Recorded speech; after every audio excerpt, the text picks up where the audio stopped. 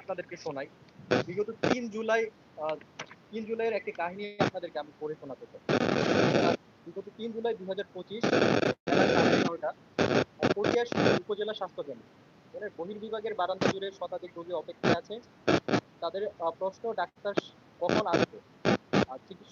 চিকিৎসকদের পক্ষ থেকে শুধুমাত্র একজন চিকিৎসক পাওয়া গেছে। সেবা দিতে হিমশিম খাচ্ছেন তিনি। রোগীরাও বিরক্ত।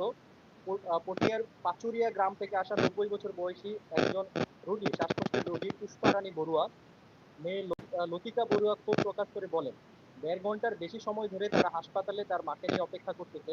তো এখনো কোনো ডাক্তার তাদেরকে দেখার সুযোগ পায়নি। তারা ডাক্তারের বিরুদ্ধে অভিযোগ করেনি, তারা ডাক্তারের ব্যাপারটা বুঝতে পেরেছে। তারা বলেছে যে ডাক্তার একজন, আমরা রোগী অনেকজন, কিভাবে আমরা আসলে এতজনের সেবা একই সাথে নিশ্চিত করতে পারে ডাক্তার, এটা তো আসলে কোনো ডাক্তারের পক্ষে সম্ভব না। তো রোগীরা বুঝতেছে যে ডাক্তার সংকট, তারা ডাক্তারের উপরে ক্ষোভ প্রকাশ করতেছে না,